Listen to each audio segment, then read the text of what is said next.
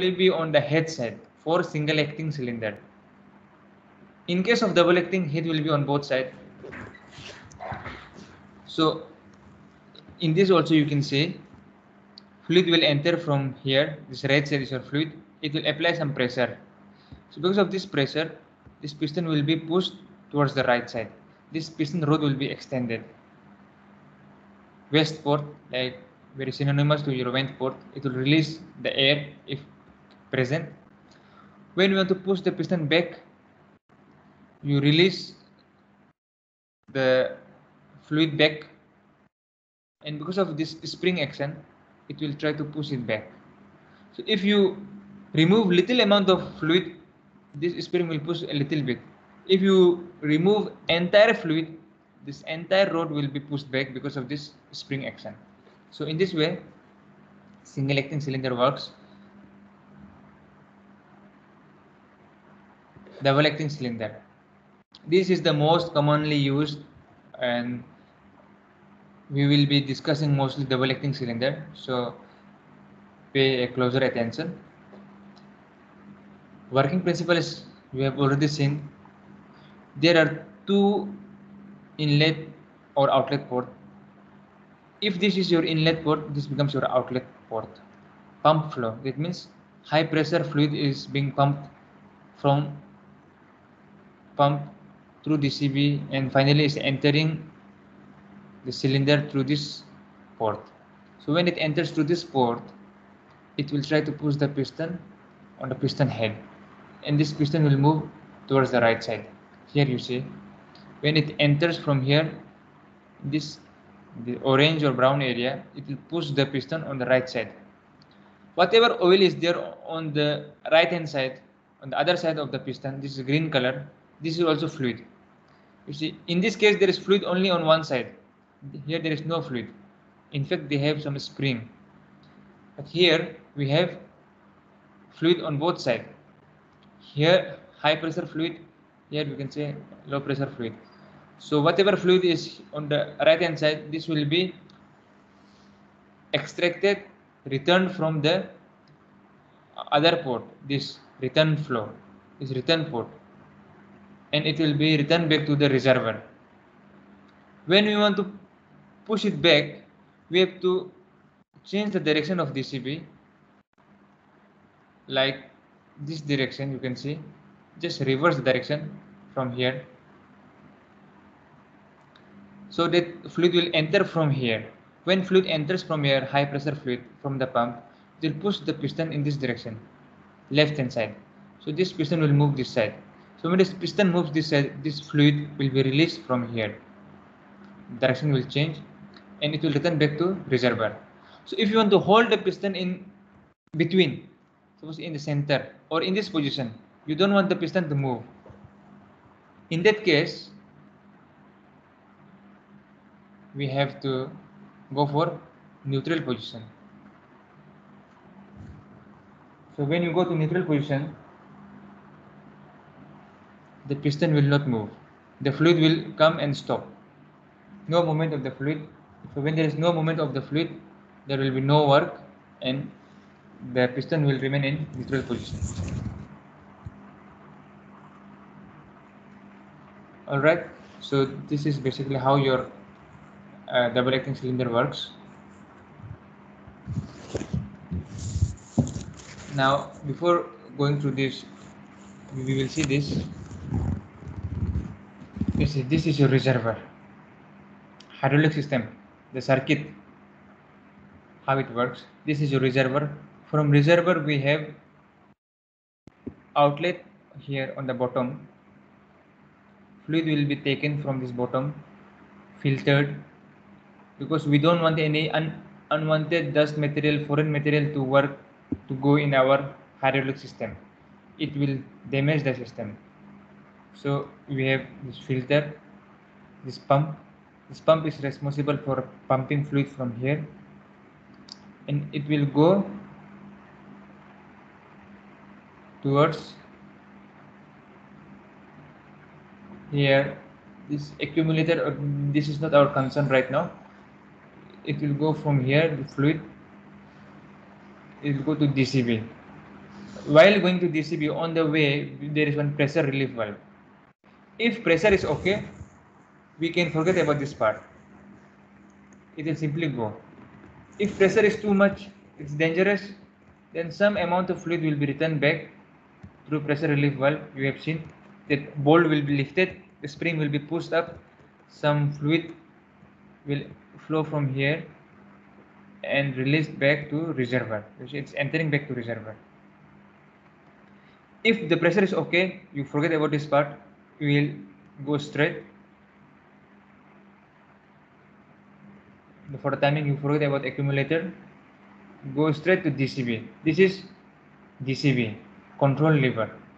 We have to shift left or right or neutral position in order to change the direction of flow.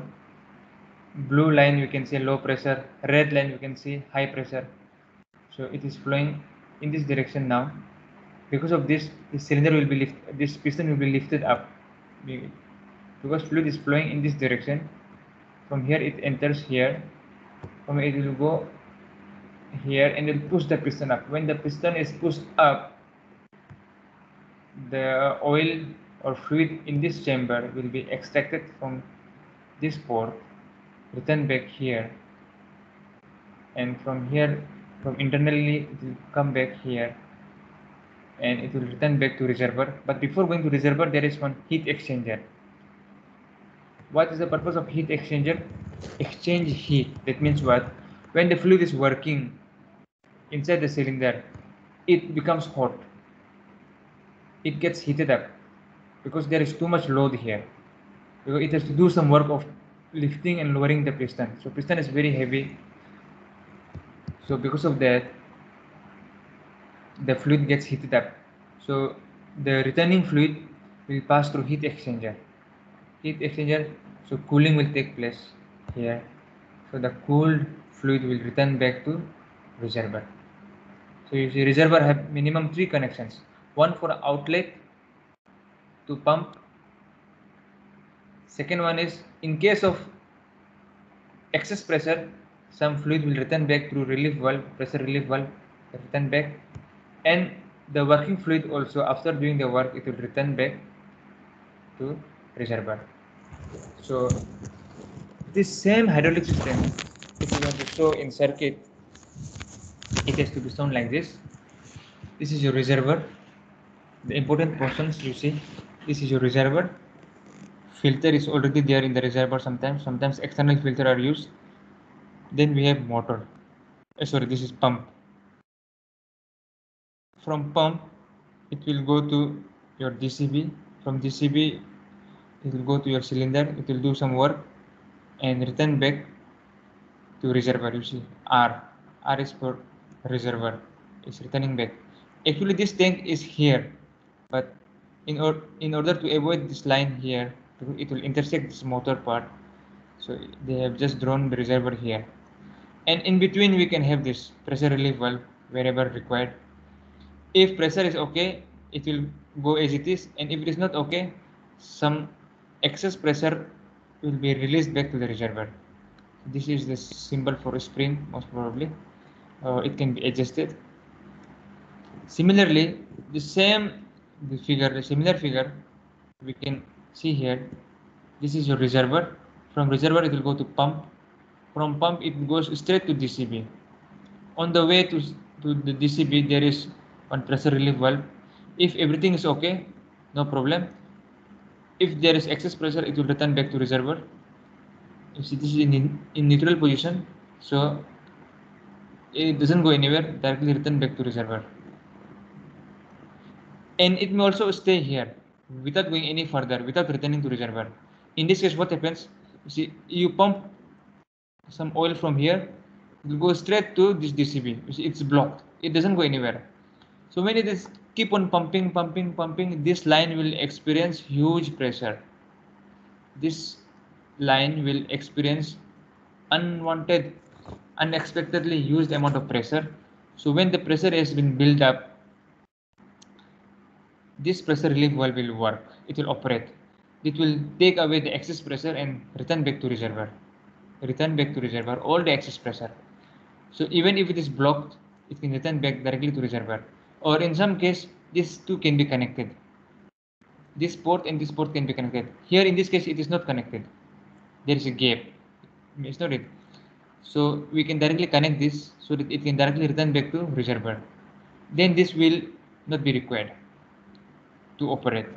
But in case this is blocked here, so it will keep on pumping. So there will be excess pressure to release the pressure. This pressure relief valve will operate and return the excess pressure back to the reservoir. Or otherwise we have this DCB. Then we have this piston cylinder. So in this way we can have the circuit diagram for direction control valve.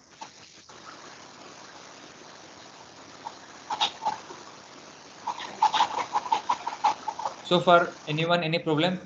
The various components, how it works.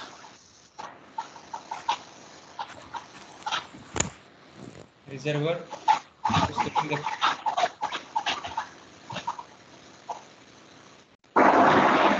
like on, please turn it off. Then we have gear pump for pumping the fluid. Then we have different kind of hydraulic valves, pressure relief valve, it is safety valve, direction control valve to change the direction of the flow. Then we have volume control valve to maintain the volume of flow. Then we have cylinders, single acting and double acting. Double acting are mostly used. So this is the circuit diagram for a simple circuit diagram for a hydraulic system. So these are the basic components of hydraulic system. So in this circuit diagram, you can avoid this part. Alright, this part you can avoid. You can directly return back here. In this circuit diagram, you can avoid this motor part. This pressure gauge is just for our visual. How much pressure is present in the hydraulic system. To understand this pressure, we have this pressure gauge just to monitor. So that manually also we can release the pressure. So here in this hydraulic system, you can avoid this accumulator. Heat exchanger also can be avoided. So this is the basic working principle of hydraulic system. Because this is liquid. Liquid will always try to flow. It cannot be compressed like gas. Gas can be compressed. In a small volume also, huge amount of gas can be compressed. But liquid cannot be compressed. It has to keep on flowing. So because of the tendency of incompressibility, this property, the liquid being incompressible, we are able to make use of the liquid, which ultimately helps in the working of this hydraulic system. So we have troubleshooting the hydraulic system. So what could be the reasons? What are the causes? Let us see. Fault number 1, most common fault, pump not building enough pressure. That means your pump is not working properly. The speed of operation is not the desired speed. The speed, that means the gear is not working in the rated speed. There is leakage. Whenever there is leakage, the pressure will be released. It's not it. Clogged strainer at outlet. Strainer means your filter. So clogged strainer means it is jammed, it is blocked. So because of that, enough liquid cannot flow. Oil of poor viscosity. Viscosity of oil is less. Oil level is low in reservoir. So you have to refill the oil. When the viscosity is poor, you have to use good grade of oil. Low viscosity is not good. Worn out parts of the pump. Your pump has become old, it has worn out, you need to repair it or replace the parts or you have to replace the entire pump. So these are some of the causes why pump is not getting enough pressure. So similar causes will be there for different faults. Just like you have headache when you are like suffering from fever, also when you have migraine, when you are having poor eyesight. So similar symptoms are there for different kind of diseases, is not it? So similarly here also we will find similar causes for different faults. So don't get confused. Unwanted noise in the pump. Again, choked pipes. Your pipes is choked. You might have also experienced in your water pipes when you have the rubber pipes. Sometimes when there is too much bend, water doesn't flow easily. It's not it. So like similarly, clogged strainer. Again, there is blocked in the strainer filter, leakage in pipes, defective pump, aeration. There is contamination of hydraulic oil by air. It means there is air in the oil. So when there is air in the system, it does not develop enough pressure because air can be compressed. So because of the ability of the air to be compressed, it cannot generate enough pressure. Alright, so we have to remove the air. Sometimes it also happens in water pump, in water pipe, when we are pumping water from a well or river using a pump. Sometimes air enters into the system. So when there is air in the pump, the motor or the pump is unable to pump water. So what we do, we pour some water on the pipe. So when we pour water on the pipe, what happens? Air escapes, and when the air escapes, the pump will start working properly again.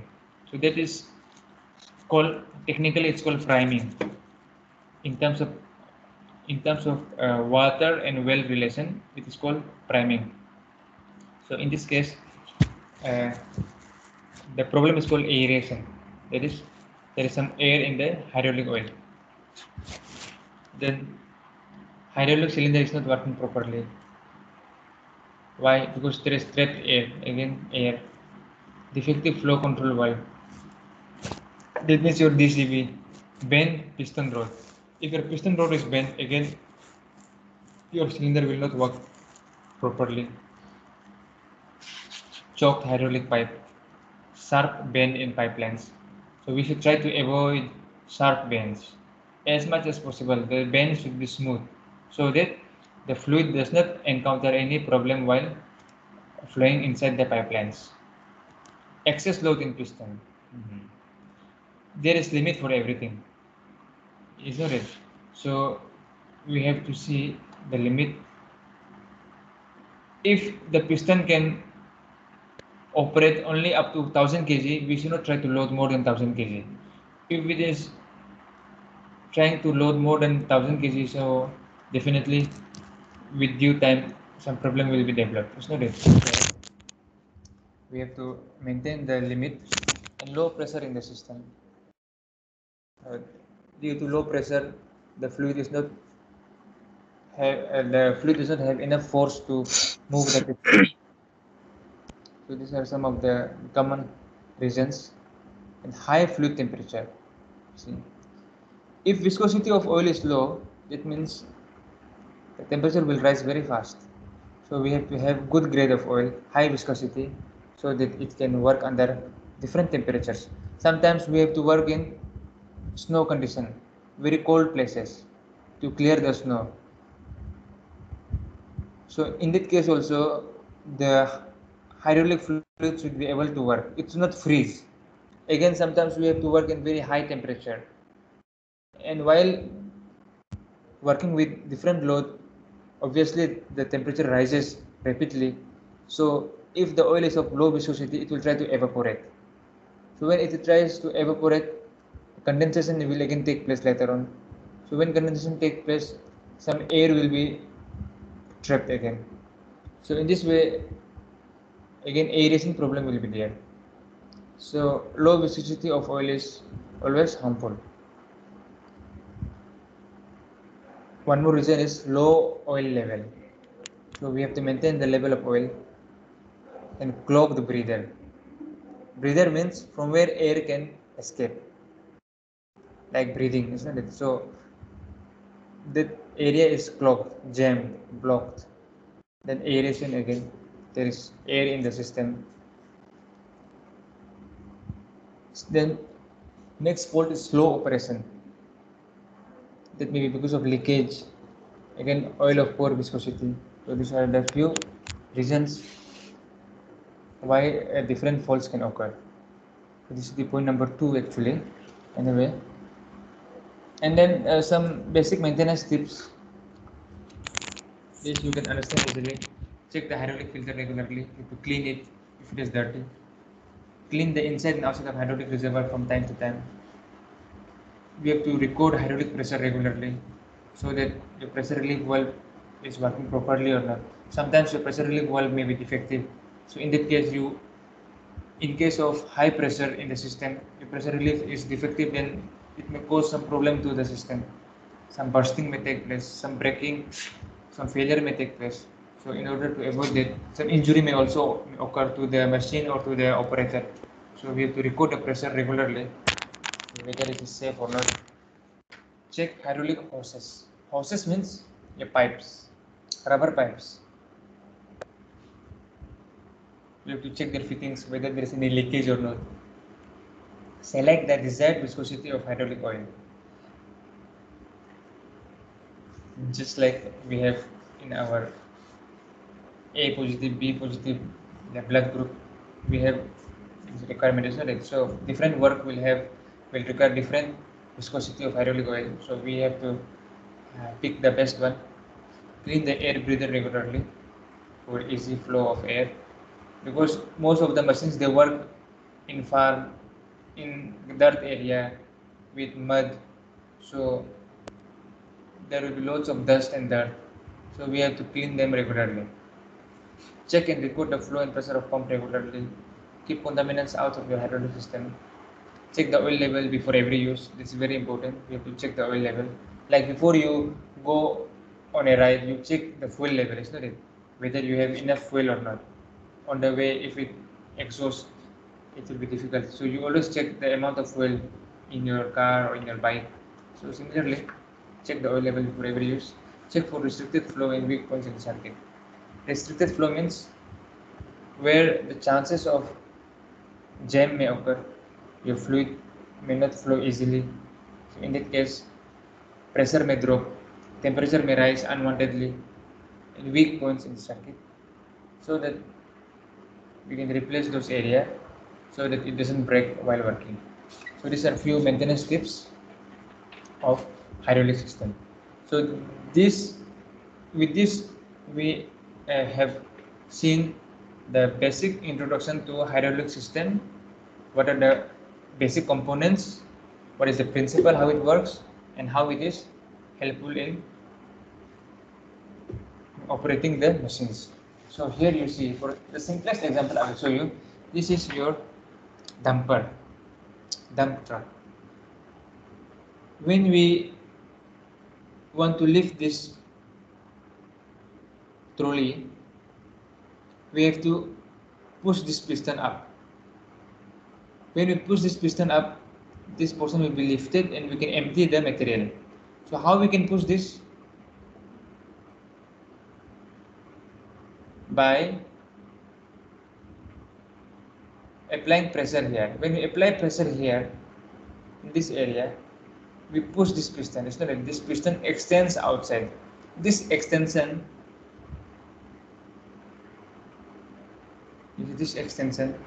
will help in lifting this trolley or trailer. Because of that, whatever material is here, we can be released from the backside. So this is one of the simplest example. Similarly, here you see this excavator. If we pull this rod inside, what will happen? This bucket will move this side. It will open up. And if we extend this, this will curl inside. So this is the basic example And one more thing here, you can see in bulldozer, if we push on this side on the left side from the driver point of view, on the left side, if you extend the piston, this particular blade or plow will tilt this side, and it can push the soil on right side. Yes, not it. On the other hand, if we push the piston of the right side, if we extend it outside, so whatever material is here, it can be pushed on this side, left hand side. So in this way, by simply pushing and pulling or extending and retracting the piston rod, we can change the direction of this blade. So when you change the direction of the blade, we can change the direction of where we want to push the material. Like whatever soil or earth material we have collected here, it can be pushed. So in this way, we have different applications of hydraulic system. Very simple application, but very effective. So anyone, any question? I will upload this material in your team. And one more thing, I would like to request you to do a practical on this topic. I will give you the basic idea.